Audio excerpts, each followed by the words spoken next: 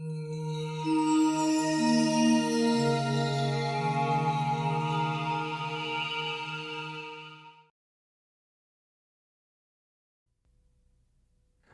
I'm Tab Hunter, and welcome to the best of Hollywood.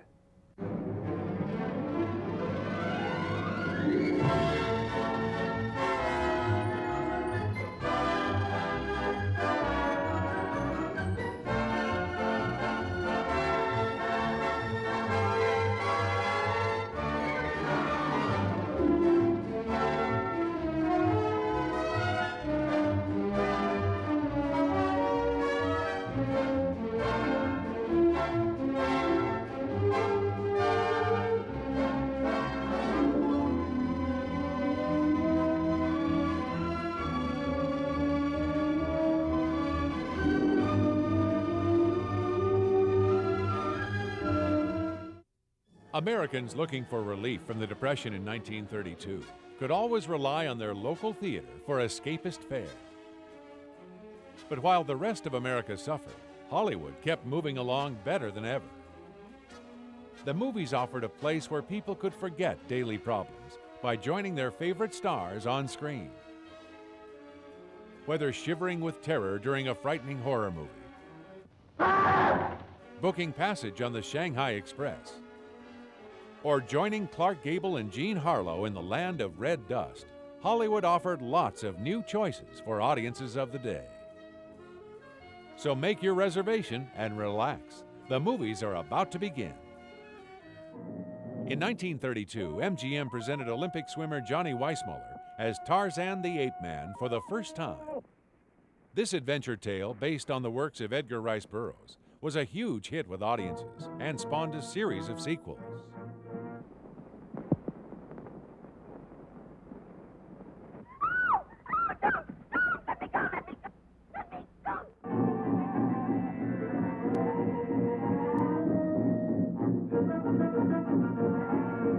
Tarzan, what am I doing here? Alone? With you? Perhaps I better not think too much about that. Not a bit afraid. Not a bit sorry.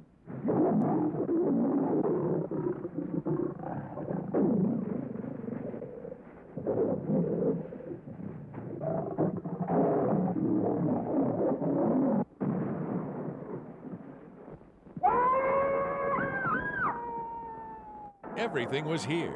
Jungle animals, angry natives, white explorers, and Maureen O'Sullivan as Jane, the woman who falls in love with Tarzan.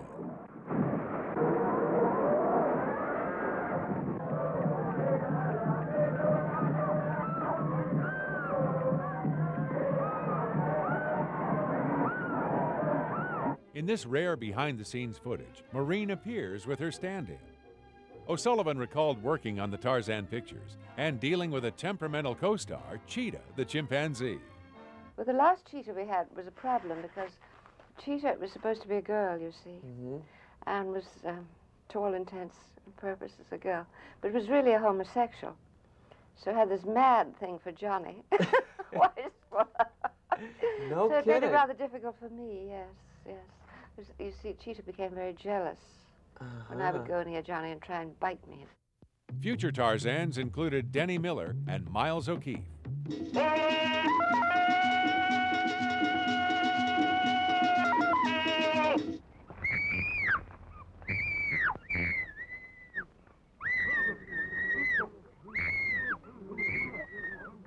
Sexual equality could be found in the jungle in 1932.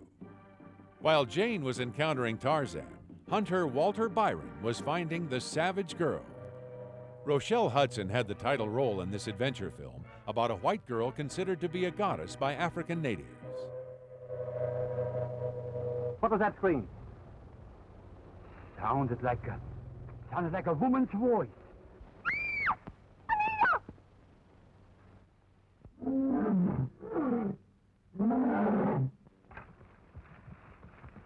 I want to be here for the end. I'll be with the jungle god. How you like that? You lay a hand on that girl and I'll break your ribs. Oh, now listen, you're nice to look at, but you can't do this, you know. Think of old Stitch. He wouldn't like it. And well, what did Walter Winchell say if he heard about it?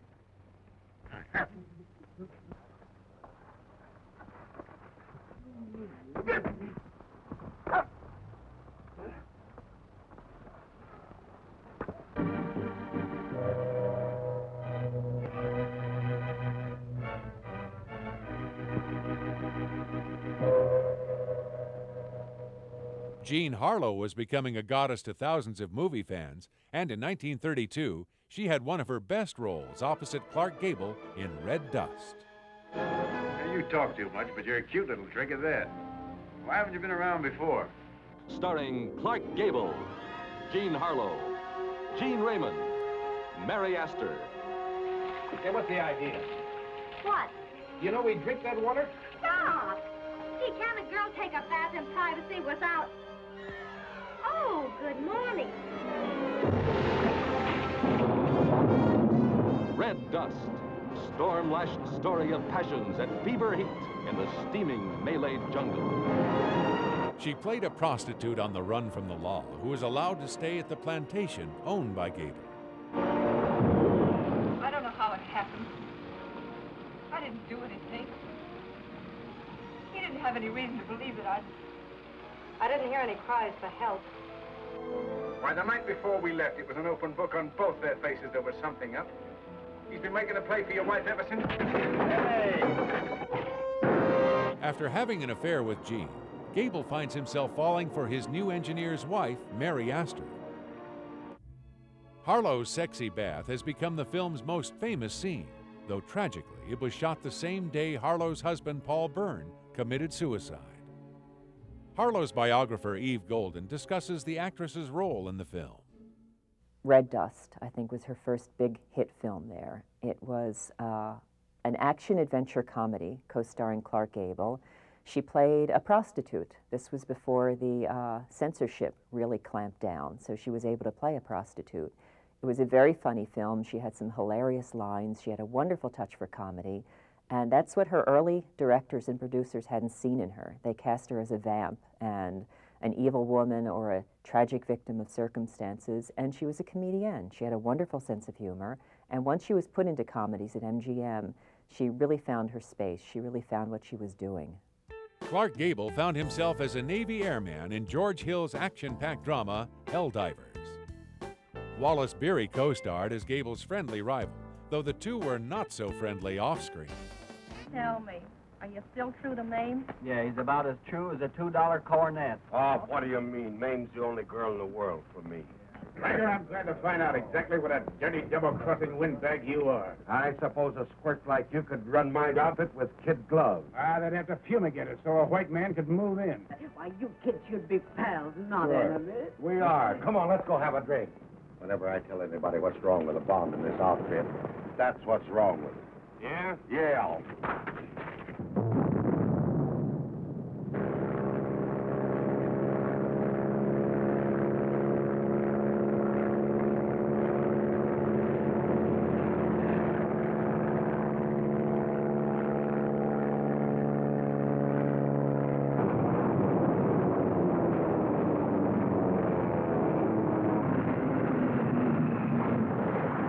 There was no lack of adventure in the still developing horror genre.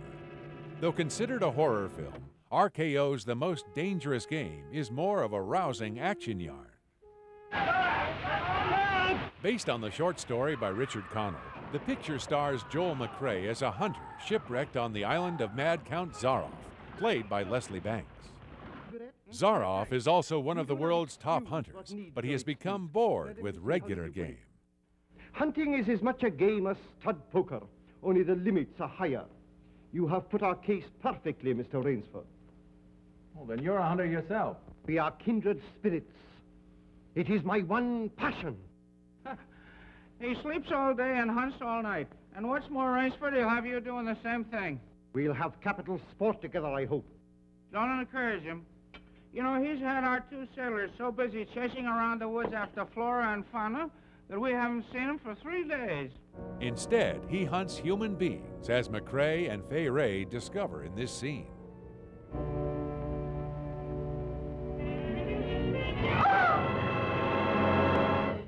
Bank Zaroff is a sadistic villain who has plans for the lovely Miss Ray. Ivan. Oh, what are they going to do? I'm going to be hunted. No, Miss Trowbridge. Outdoor chess. His brain against mine. His woodcraft against mine. He tells McCrae, first the hunt, then the revels. The Actual Hunt is a suspense-filled classic, shot on sets that would be used a year later in the greatest of all monster movies, King Kong. Joel McCrae could be found alongside Dolores Del Rio in the adventure flick Bird of Paradise. The film is a South Seas romance with the young actor portraying a wealthy playboy whose yacht is driven onto a coral reef. That smooth spot between the two lines of breakers. Yeah, I see it. 4.5, getting shallow fast.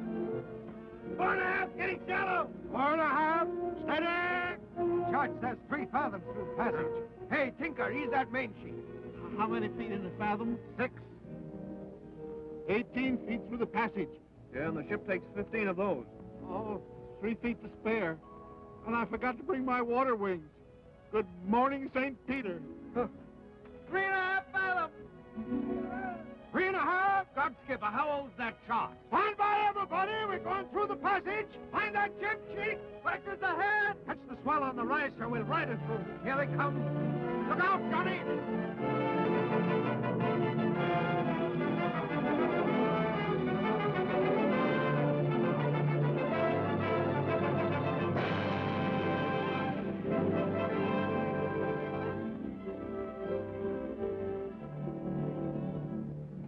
We're over. Great work, sir. I bet we didn't have an inch to spare. You bet not. Take the wheel, will you? Yes, sir. Landing on an island, McCrae falls for beautiful Princess Del Rio and abducts her from a tribal dance before she can be sacrificed to a volcano.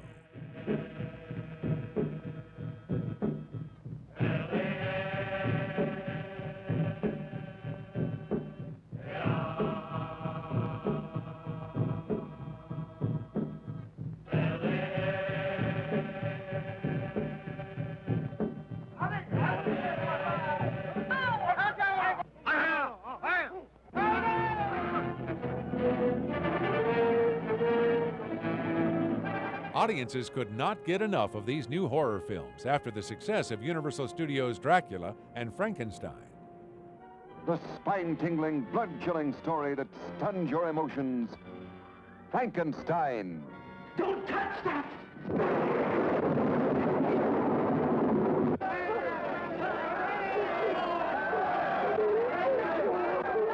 Along with introducing 2 monster icons, these films introduced the 2 greatest horror stars of all time, Bela Lugosi and Boris Karloff. In 1932, both actors were still doing films for Universal.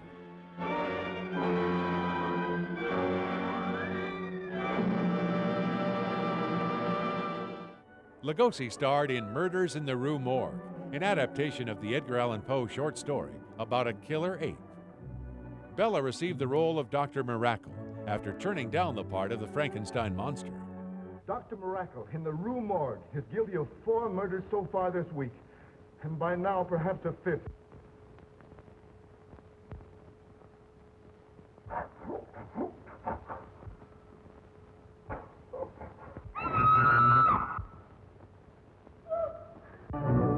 Interestingly, the film was also a consolation prize for director Robert Florey, who was originally supposed to helm Frankenstein's production before James Whale. The story would be adapted again in 3D and color, with Carl Malden as the ape handler. Let me go before I say the things I really feel. What are the things you really feel? Your voice, the touch of your hand. They're frightening. What kind of trick is this? A very good one. To commit a crime in your own house, you have to be very clever. A locked door, locked windows, and a crowning achievement, no corpse.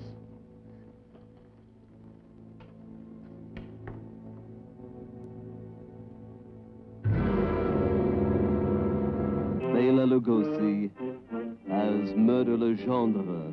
I see death. Bela also took a role from the Halperin brothers in the independently produced White Zombie.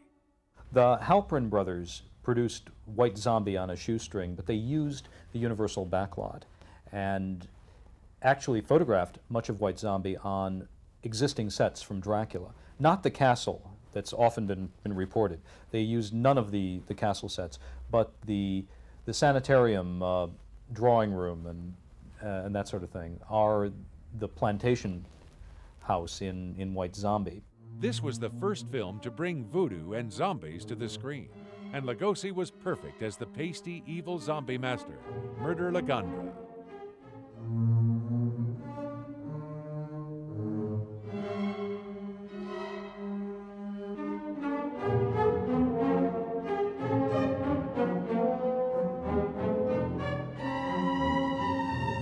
Zombie! Allez, allez! His expressive eyes are used in this scene to symbolize the malicious power he has over the film's heroine, Madge Bellamy. Oh, forgive me, Madeline, forgive me. I can't bear it any longer. I must take you back. Back to the grave, monsieur? No. You must put the light back into her eyes and bring laughter to her lips. She must be gay and happy again. You paint a charming picture, monsieur. One that I should like to see myself.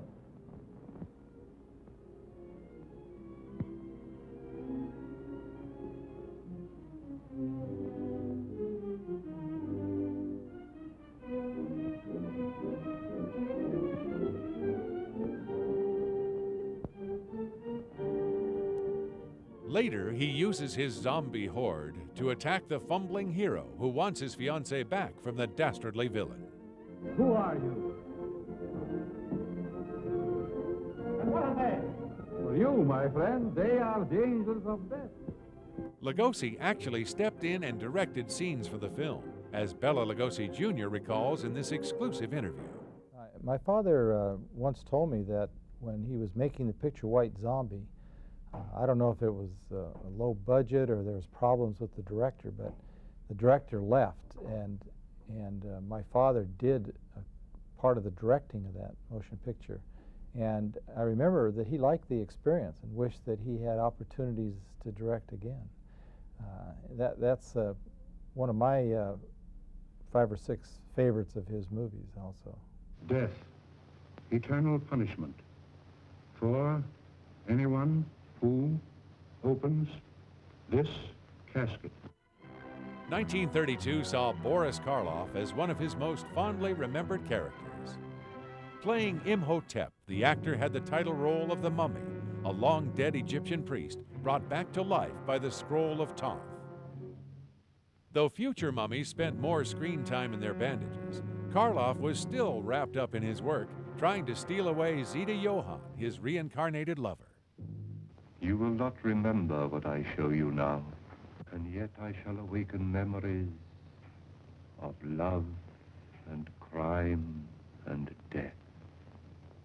Now I know his horrible plan. He is going to kill her and make her a living mummy like himself.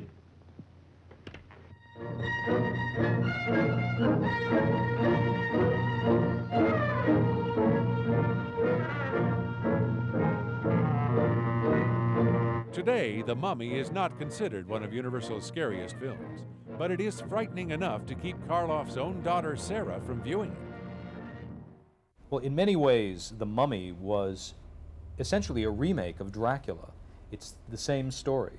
It's about an ancient monster who comes back to possess the soul of a young girl. And Karl Freund, who directed The Mummy, also photographed Dracula, and according to some people, he really directed most of the pictures. David Manners, who was the male lead in Dracula, said outright that he was never directed by Todd Browning, and all the directing he saw done was by Karl Freund. And I think in some ways The Mummy is Karl Freund's answer to Dracula, a film he has complete control over. And there are many references throughout the films, even some furniture and prop pieces that appeared in Dracula pop up next to the bed in The Mummy, and that sort of thing. And both films use the same under the title music, that Swan Lake theme, and so on and so forth. Hammer later revived The Mummy with actors Peter Cushing and Christopher Lee. Karloff was loaned to MGM to portray one of literature's greatest villains, Fu Manchu. Boris Karloff as the evil Fu Manchu, his passion for power twisting his brilliant mind as he revels in the horrors of human sacrifice and torture. Behind the mask of Fu Manchu.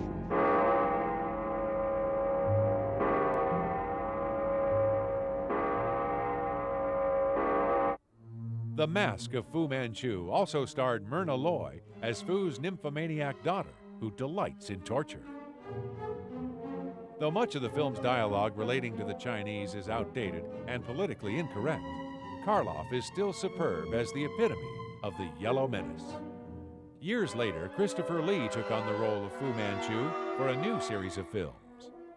MGM's attempts to cash in on Universal's horror successes continued when Todd Browning was brought in to direct Freaks.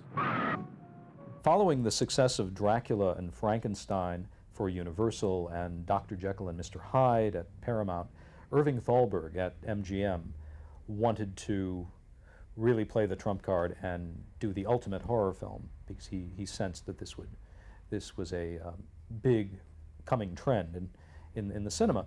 And so he let Browning develop Freaks. And they spent about a half a year developing the script. And finally, Willis Goldbeck, one of the screenwriters, came into Thalberg's office after he had read the script, and all Thalberg said was, "Well, I asked for something horrible," and let his head fall in his hands. Freaks used real circus performers in its story of a trapeze artist who marries a midget when he inherits a fortune. She and her strongman lover then plan to poison her husband, but his sideshow friends discover the plan and exacted terrible revenge.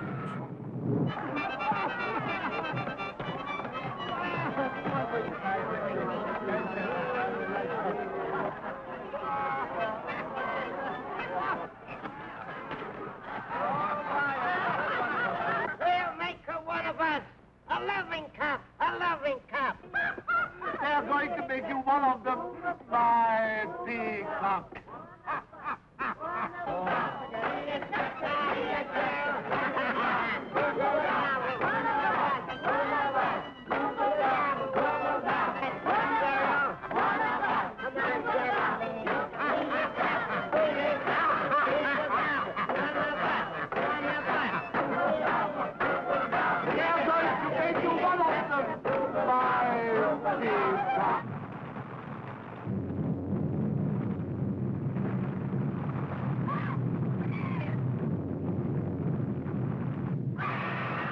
Frightening and disturbing, the film embarrassed MGM executives, and it would be years before the picture received its due respect.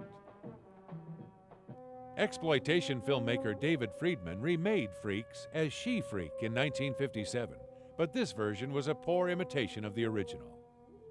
Island of Lost Souls also shocked audiences in 1932 with the controversial sexual and religious connotations found in its theme and story. Based on the novel The Island of Dr. Moreau by H.G. Wells, the film starred Charles Laughton as the mad scientist who transforms beasts into men in his house of pain. You're convinced that the thing on this table isn't human? Its cries are human. Do you know what it is, what I began with? No. An animal? Well, we may as well discuss this frankly, now that you know the facts. I wanted to prove how completely she was a woman.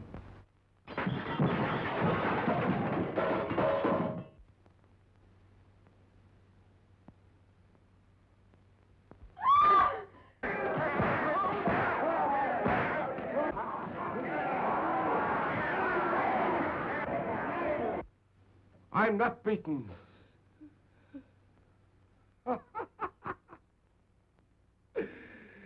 Get everything ready. For what? This time I'll burn out all the animal in her. I'll make her completely human. When Richard Arlen is shipwrecked on his island, Moreau plots to mate the unsuspecting man with his Panther woman, played by Kathleen Burke. The leader of the Beast Men was portrayed by Bela Lugosi, and his son recalls that the role was a change of pace for his famous father. It allowed him to have some variety in the roles that he was given. I mean, it was, in a way, it was a horror role, but it required makeup, which really disguised his normal look. And most of the films that he was in, he had very little in the way of makeup that changed his appearance and his look. So it was interesting from that aspect. Paramount might have received some flack for Island of Lost Souls, but it won nothing but praise for Dr. Jekyll and Mr. Hyde. At the time, Robert Louis Stevenson's tale about the duality of man was the most filmed story in the world, including a famous 1920 version starring John Barrymore. But the silent film was eclipsed by Rouben Mamoulian's chilling tale, which portrayed Hyde as a hairy Neanderthal. Mamoulian fought to have Frederick March cast as both title characters. But the studio did not want to risk the important part on an actor known primarily for his comedic roles. March proved to be the right choice, as he won an Oscar for his performance. Warner Brothers also jumped on the horror bandwagon with another mysterious medico. Dr. X starred Lionel Atwill, Fay Wray, and Lee Tracy, and was filmed in an early two-color Technicolor process. All right. I'll agree to lay off for 48 hours. But I give you my word, if you don't succeed, I'll come in here, seal every door, place everybody under technical arrest, take fingerprints, conduct a rigid inspection. I don't care if the whole world knows it. There have been 6 murders committed all in the same circumstances. The evidence points here.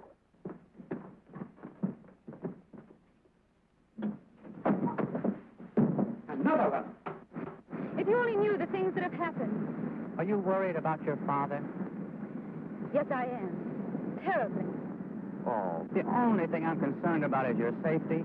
Say, what's the matter with you? What's the matter with me? Nothing at all. Only all last night I lay down with a bunch of stiffs. Look at a lot of goofy guys. Let a dame poke a gun in my stomach, and then I take a trick cigar from a dumb policeman. It is my theory that one of us in the past, from dire necessity, was driven to cannibalism. The memory of that act was hammered like a nail into the mind of that man.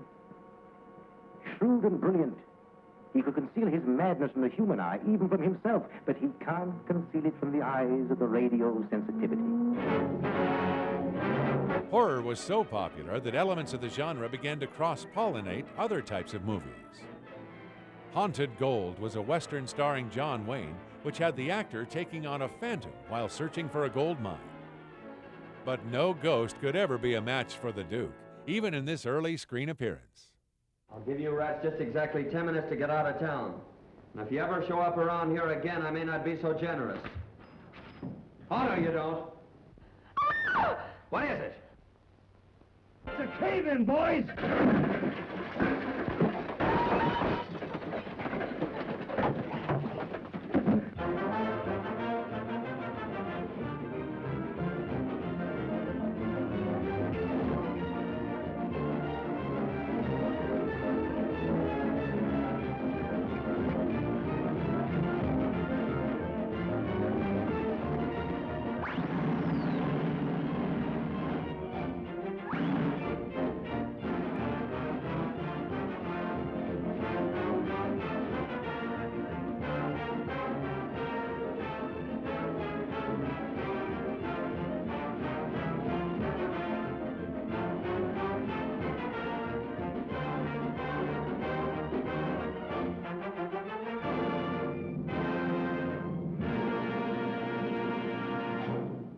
Some of Hollywood's best made their debuts in 1932. Bill of Divorcement featured stage star Katharine Hepburn in her first film appearance. Critics and audiences immediately embraced this new actress, who more than held her own against veteran John Barrymore. One of you must suffer. Which is it to be, the whole or the main? The healthy woman with her life before her, or the man whose children ought never to have been born? Don't. You see, you can't stand even the first glimpse of the truth. Darling, it would be dangerous for me to marry. I'm losing all I love in you. There's no more to lose. All you love. You don't know the meaning of it. Don't say that! Father, They're in there, your mother and that man. She told them she loves him. I heard her. You mustn't. I'm done with her. Get them out, I tell you. Get them out. You mustn't let At her once. go like this. At once, or I'll kill him. The film's director, George Cukor, would work with the actress again and again. Blessed Event starred comedian Lee Tracy in his best role, a gossip columnist patterned after Walter Winchell. The movie also introduced Dick Powell, a former band singer embarking on an acting career. Roberts, have you ever print that? So help me. Son, who are you to tell me what to print? I'm running this column, and I'm taking orders from nobody, see? Now get out. And if you know what's good for you, you'll keep your dirty nose out of my business. Go on, blow.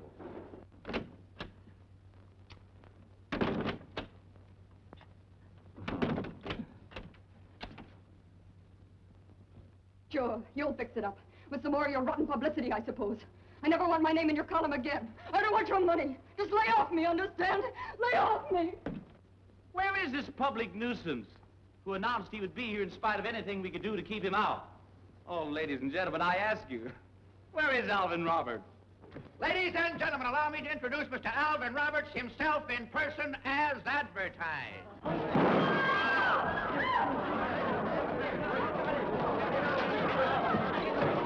It'll be a boy at the Reginald Taylor's on Fifth Avenue, period.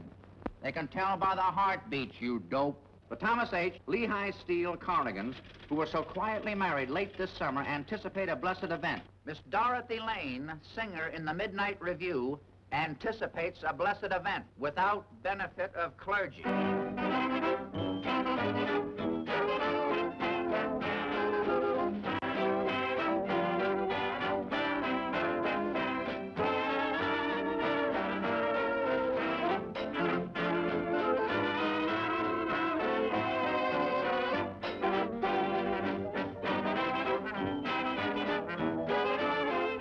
Powell would later go on to star in some of the best Warner Brothers musicals, as well as some classics in the film noir genre.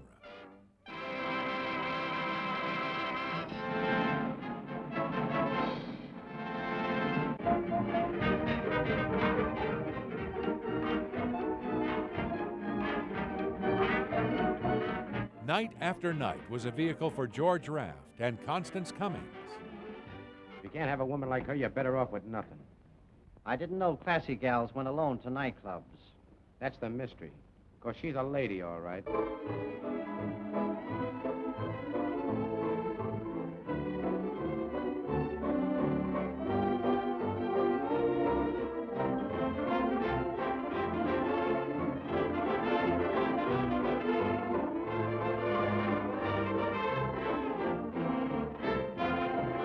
Oh, Honey, how's business? Fine. Been insulted lately? Goodness, what beautiful diamonds. Goodness had nothing to do with it, dearie. When I say I'm warning you, Miss Park Avenue, that means I'm warning you. But my dear girl, Mr. Anton means nothing to me. Tell that to Sweeney. And I'm not your dear girl. Well, if I'm boring you, it's because I'm talking instead of taking you. And that's what you come over for. Let me go. Not a chance. This is what you wanted. How dare you? Ha ha, our old friend, how dare you? Maudie, do you believe in love at first sight? I don't know, but it saves an awful lot of time. Your glass is empty. I'll give you just 10 seconds to say your prayers. Well, well, if it isn't Iris, the little gun girl. 1, 2, 3.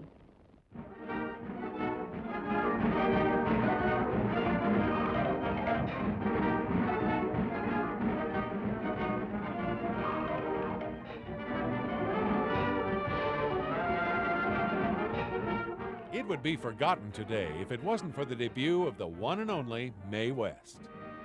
Casting agent Marvin Page remembers how George Raft gave West her big break. In a film called Night After Night. He was the star of the film. They were talking about using Texas Guinan.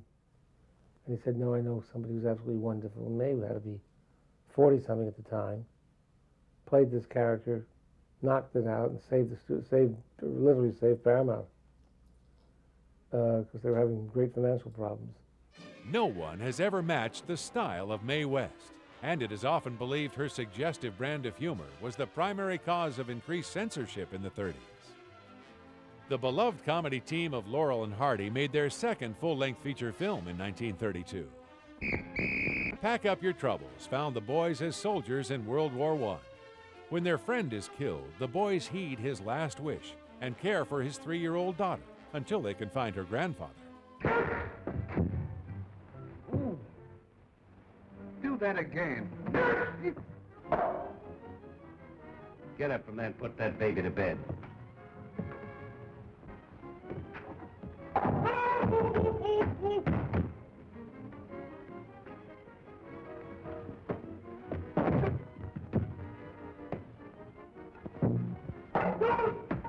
The father bear said, "Who has been sitting in my chair, I should like to know." And the mother bear said, who is sitting in my chair, I should like to know. The baby bear said, I should like to know. Oh. Don't go away. Please, wait just a moment. Just a moment, please.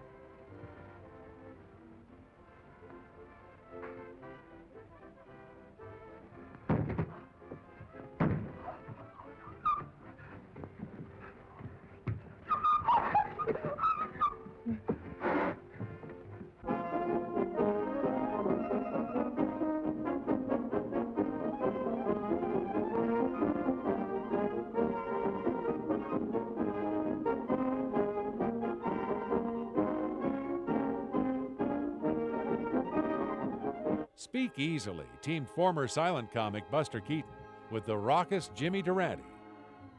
Buster is a dull professor whose life is spiced up by news of a large inheritance. Jenkins! Jenkins! Jenkins! Jenkins! Jenkins! Jenkins! Anything happened, sir? Happy? Look, come here. Come here. Look. See if that says I fell heir to $7,500. Oh, you're mistaken, sir. It says you've inherited $750,000. $750,000? Get my trunk. Get my trunk. Get my trunk. Well, what are you going Wait, to do, sir? Get my trunk. What did I do with that letter? Where's that letter? What did I do with it? Where's that letter? It's in your hand, sir. Well, never mind. I'll look for it myself. Get my trunk out. Here, sir. Here. Well, what are you going to do, sir? I'm going someplace. I don't know where yet, but I'll find it. $750,000. I'll meet people. I'll see things. I'll buy companionship. Durante is a member of a troupe of struggling actors. Well, how are you, Professor? For the love of Mike, how did you get here? Oh, I was vibrated here in a most unusual vehicle. Indeed, I'm glad to see. I'll see you after the show.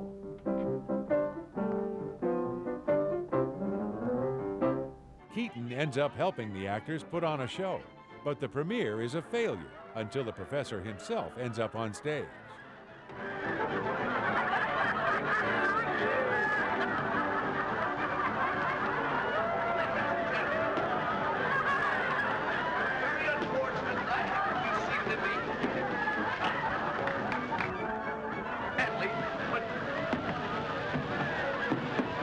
There has been a slight departure in the routine of this section of the entertainment.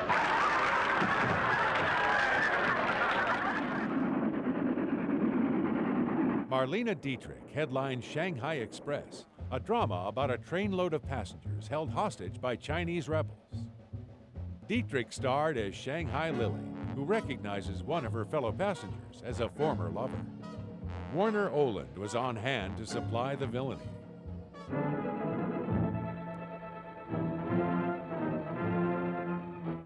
Do you expect to stay in Shanghai for a while? I don't know. Then we ought to see each other a lot. Perhaps. Why is he tied up? I'm going to present him with a small token of my esteem. You don't dare harm him. You promised to return him. I didn't say in what condition. This way, please. Somebody.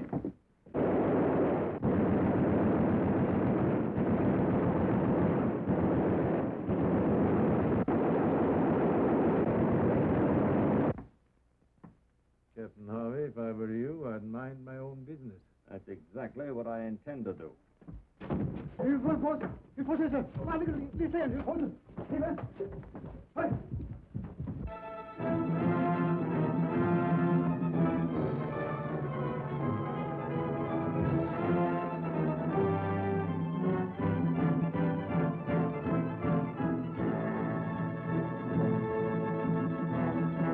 I Am a Fugitive from a Chain Gang was a tour de force for Paul Muni, who starred as a war hero convicted of a crime he did not commit. Sentenced to 10 years of hard labor, Muni escapes and starts a respectable life as an engineer, only to be exposed and returned to the prison camp. Why don't you play the game square? You'll be sorry you said that. Alice, it's about time we called quits. You've been pulling a bluff on me, and I've been fool enough and coward enough to fall for it. Oh, you filthy, good-for-nothing convict. A bluff, eh? You will see. You'll see. What's that doing? Give me the police station.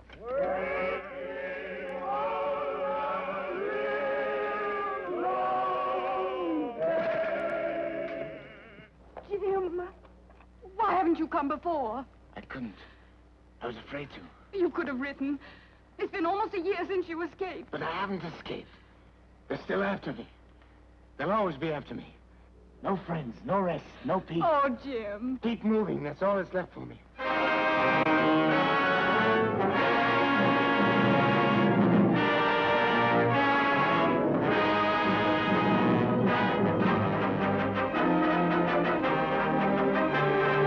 Hard and uncompromising, this groundbreaking film exposed the brutalities of prison life and the injustices of the penal system.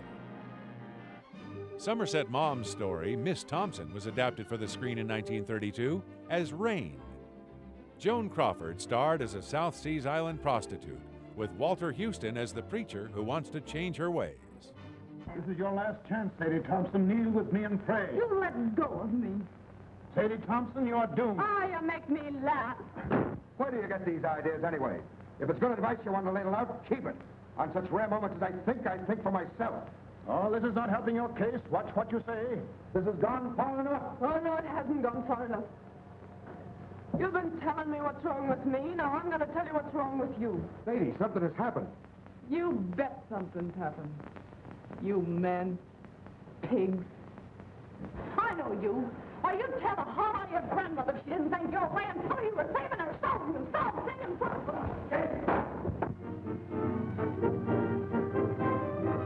Lewis Milestone directed this focus on two hot topics, religion and sex. Author Ernest Hemingway also had one of his great works brought to the screen in 1932. A Farewell to Arms starred Helen Hayes and Gary Cooper as two lovers torn apart during World War I. The couple's first meeting is awkward, however, as the soldier mistakes the young nurse for a woman of questionable repute.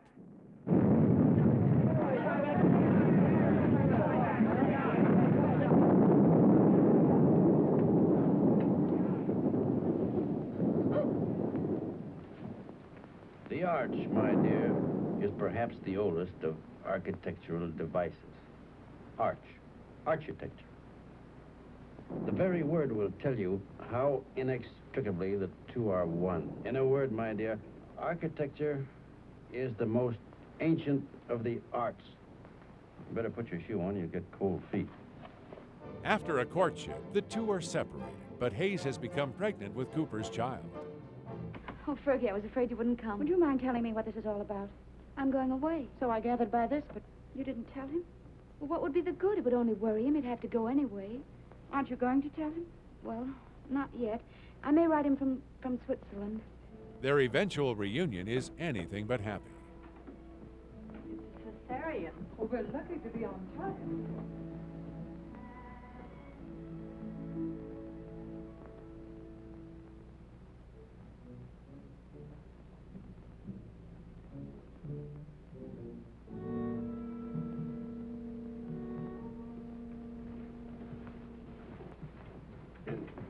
Is she going to be all right? Are you the husband? Yes. She kept calling for you all night. It would have been better if you'd been here. I'm sorry. Is she in danger? Oh, she's very weak. You don't suppose I could see her now? Later. It won't be long.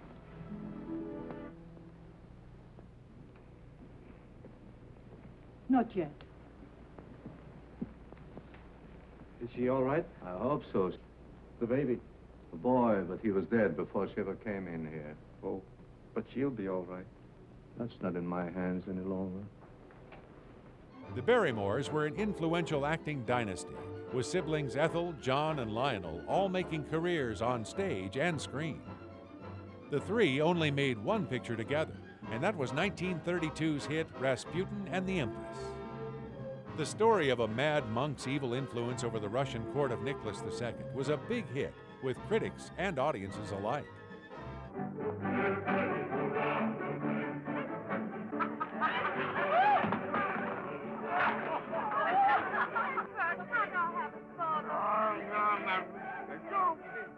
But the film was not popular with some of the real-life historical figures being portrayed who were still alive. Give me a lotion.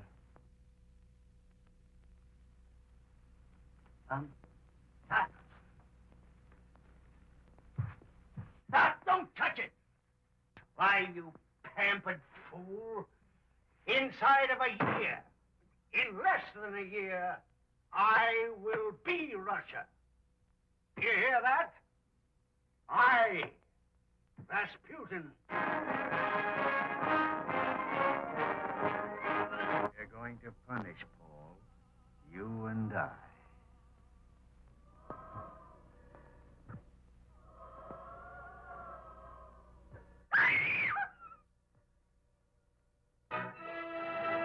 MGM was sued, prompting future film productions to carry a disclaimer that all characters are fictional and any likeness between real people purely coincidental.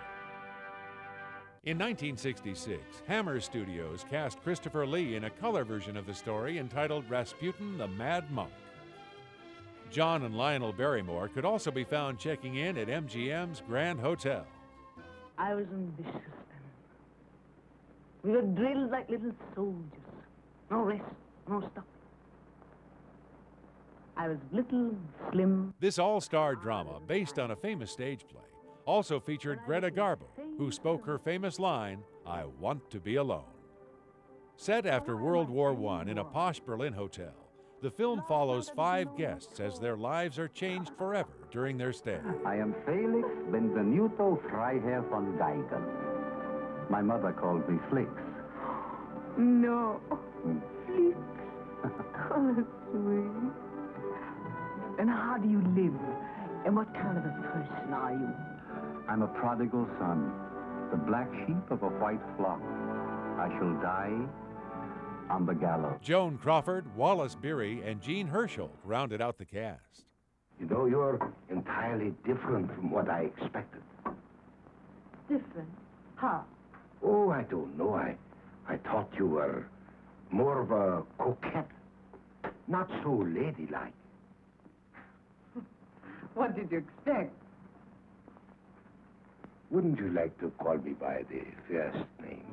Well, I don't know what he wants. I never saw him before. I know you. I've kept your books for you, and I know all about you. If one of your employees was half as stupid in a small way as you are in a big one... What are you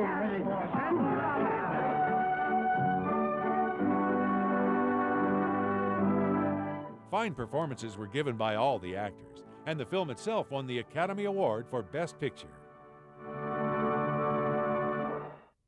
From the glamour of the Grand Hotel to the jungles of Tarzan the Ape Man, audiences in 1932 laughed, cried, and hid under their seats as they experienced what still stands today as the best of Hollywood. It was a terrific year for movies. I'm Tab Hunter.